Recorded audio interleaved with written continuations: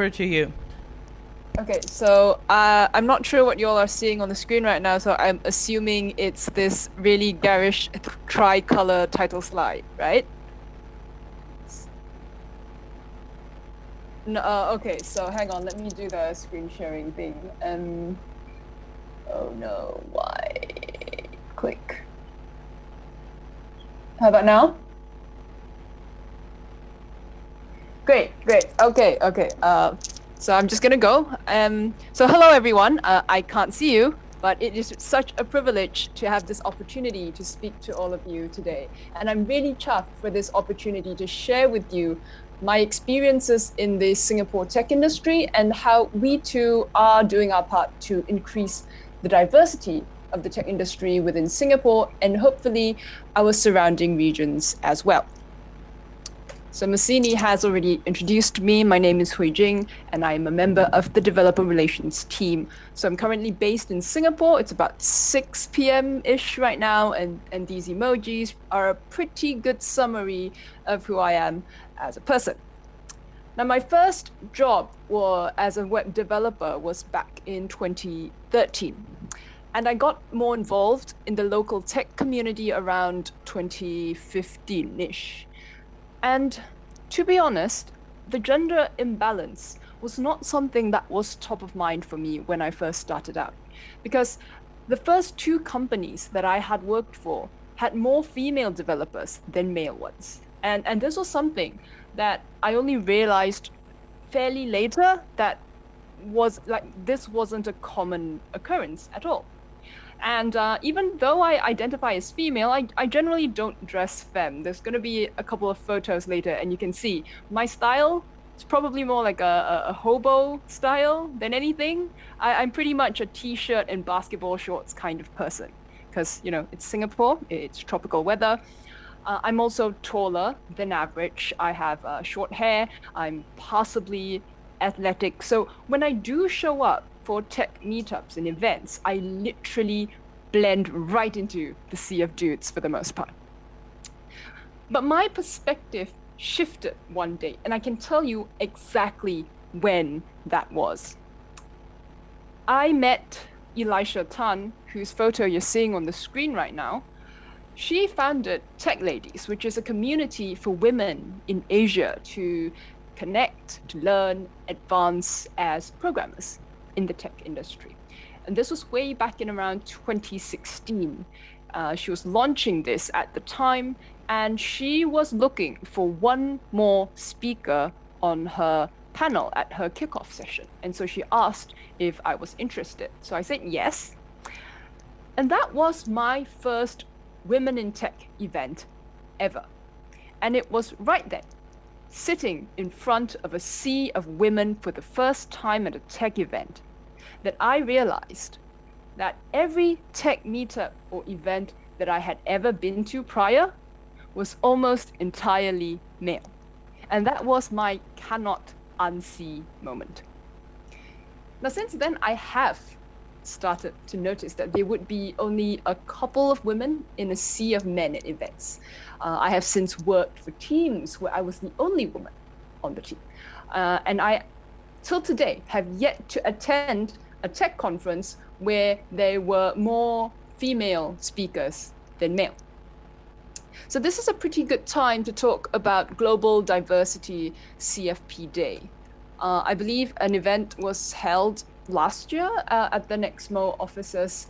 But this initiative, basically, it is a community event based on the successful workshops that were held in advance of Scotland CSS and Scotland JS 2016. But before this became a thing on a global scale, we had something similar in conjunction with a local conference called JSConf Asia in 2018. So it started out as a workshop for folks who wanted to speak at conferences but didn't know how to get started. And it was hosted by one of the local community organizers, a lady named Lu Wei. And when Global Diversity CFP Day became a thing the following year, she hosted that edition as well. So the workshop is ran slightly differently around the world, but the gist of things is we would cover how you would craft your CFP, which is the call for proposals application that most tech conferences use to find and select speakers. We cover how to write your bio, because it turns out a lot of folks find it challenging to write nice things about themselves. For us, we like to have a panel discussion, as you can see from the photos, with members of the local community who have themselves spoken at conferences before, so they could share their experiences, their process, takeaways, and so on.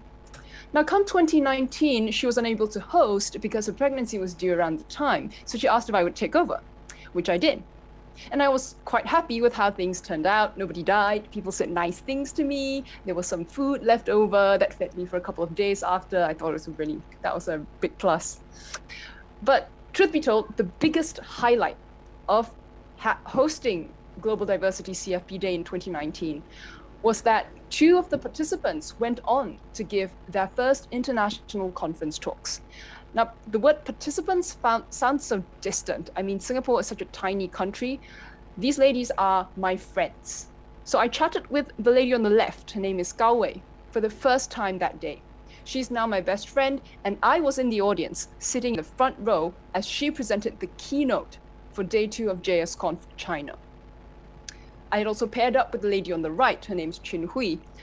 I paired up with her that day for the bio writing exercise, and she has since gone on to speak at 2 conferences later that year, as well as a number of local meetups.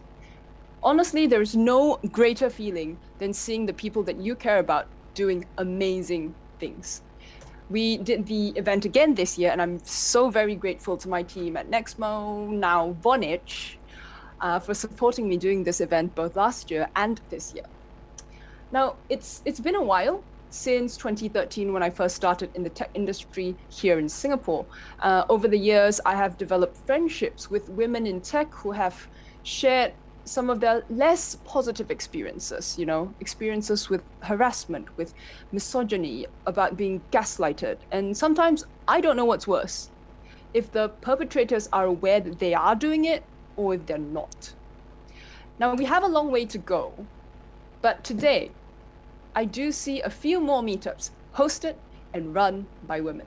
And it may seem like a small thing to some people, but I feel this is significant because it shows that women are part of the tech community as well. There is space for us, and we want to make it a place worth staying. Now, the effort of women alone is insufficient. We do need male allies who are willing to hold space for us and take action when necessary.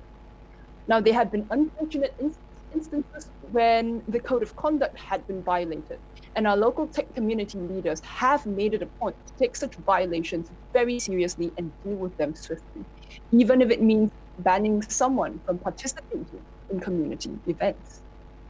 Because at the end of the day, inaction is complicity, and it's really heartening to know that our local community leaders have set such a strong example for the rest of the community.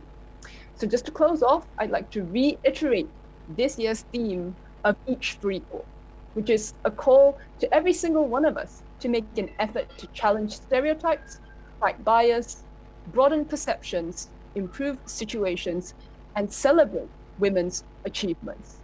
Our individual efforts may seem small, but collectively, they have the potential to bring about seismic changes. Thank you all for your time and attention.